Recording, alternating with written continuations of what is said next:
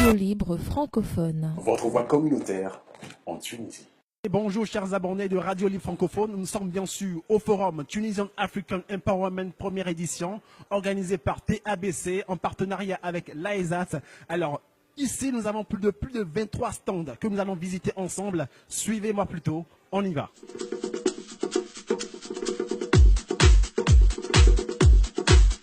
Bonsoir chers abonnés de Radio Libre Francophone.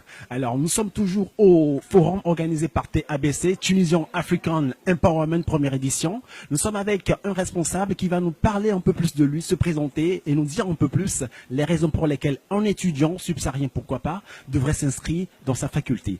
Bonjour monsieur. Bonjour monsieur, je me présente, Omar Gargori, je suis le directeur de l'Académie Sherbrooke Canada-Tunisie. Nous sommes une institution de formation professionnelle tuniso-canadienne qui opère en Tunisie. Donc, on offre des formations professionnelles canadiennes du Cégep de Sherbrooke, délocalisées en Tunisie. Donc, c'est une première en Tunisie au niveau des formations délocalisées canadiennes. Donc, toutes nos formations sont offertes, que ce soit pour des étudiants tunisiens ou africains.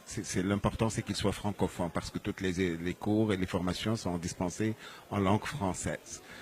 Alors, ma deuxième question, c'est celle de savoir quelles sont les formations que vous offrez à ces étudiants-là.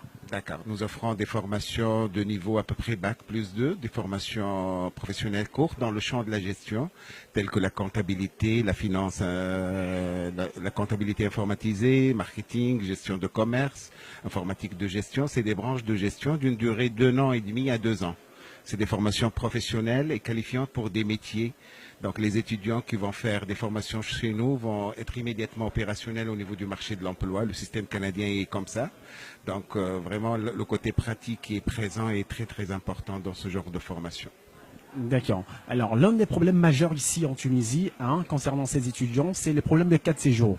Alors lorsqu'un étudiant vient s'inscrire chez vous, quelles sont les conditions que vous lui offrez pour lui permettre de vite obtenir sa carte de séjour? Oui.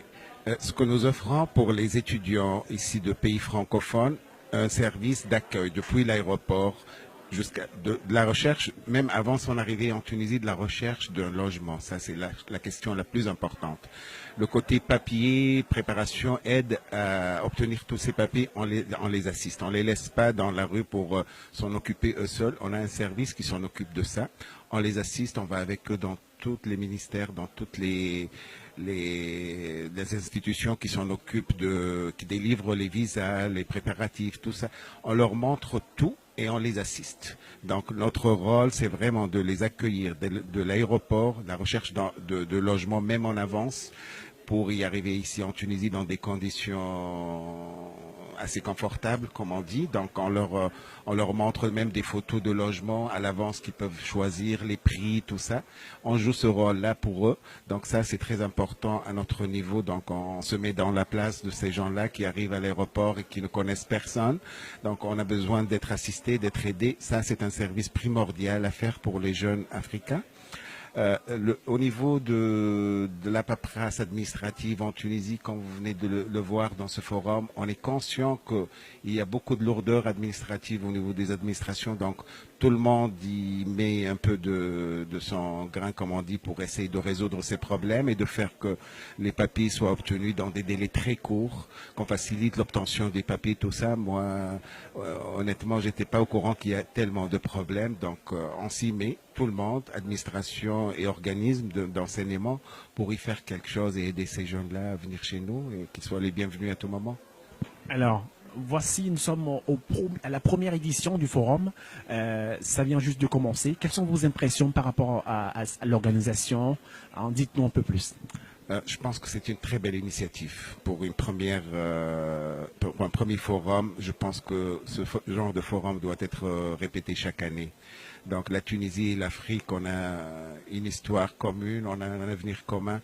La collaboration entre nos pays doit être plus intense, plus répétitive. Donc il faut vraiment y mettre le paquet à tous les niveaux, surtout ici en Tunisie, pour en faire que des étudiants africains viennent chez nous, qu'ils se sentent chez eux avant tout, parce que il faut que l'étudiant soit très à l'aise lorsqu'il vient ici, parce qu'il y a tellement de compétiteurs à l'international par rapport à nous. Donc, si nous on fait quelque chose de différent et de très personnalisé pour ces jeunes-là, on peut les accueillir en Tunisie et ils seront contents de venir et d'étudier dans un système, dans un mode de vie comparable au leur, dans un environnement où le coût de la vie n'est pas relativement moins cher qu'ailleurs en Europe ou dans d'autres pays.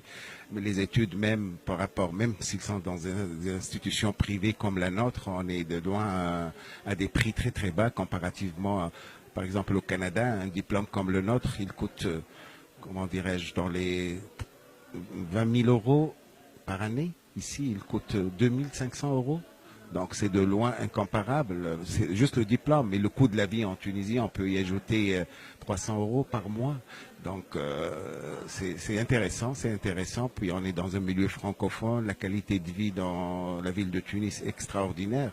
Malgré tous les problèmes qu'a vécu la Tunisie, le citoyen tunisien reste toujours ouvert à l'Afrique et il aime beaucoup ses amis africains, il les considère bien. Donc à l'inverse de ce qu'on peut dire qu'il y a un peu de racisme, tout ça, c'est vraiment rare. C'est vraiment une question de mentalité de certaines personnes, mais c'est une minorité tellement rare, hein, tellement. Le Tunisien est très accueillant envers tous ses amis africains. Alors, concernant la qualité de la formation, parce que tout à l'heure vous avez parlé du coût qui est un peu abordable, mais est-ce que concernant la qualité, est-ce que c'est la même qu'au Canada? Oui. Ce que nous offrons comme formation, c'est des formations canadiennes délocalisées depuis l'inscription à la carte d'étudiant jusqu'au diplôme.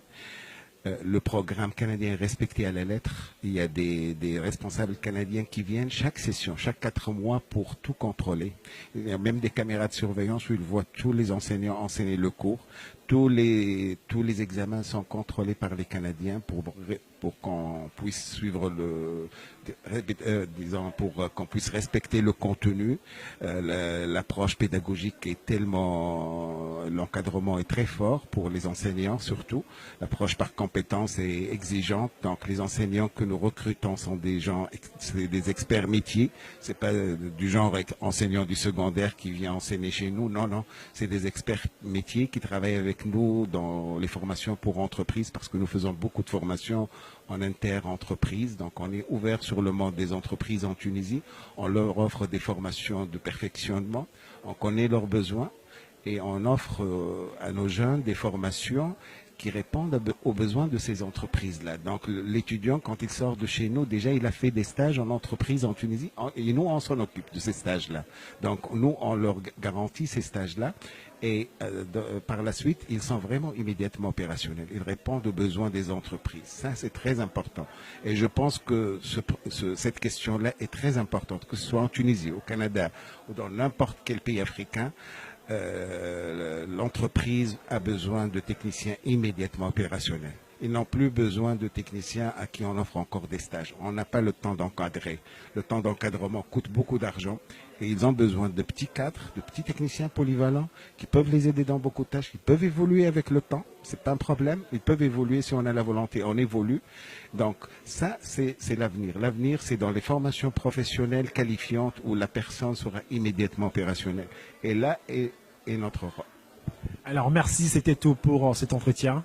C'était Radio Libre Francophone, la voix de la communauté subsaharienne en Tunisie. Merci. La RLF, votre voix communautaire en Tunisie.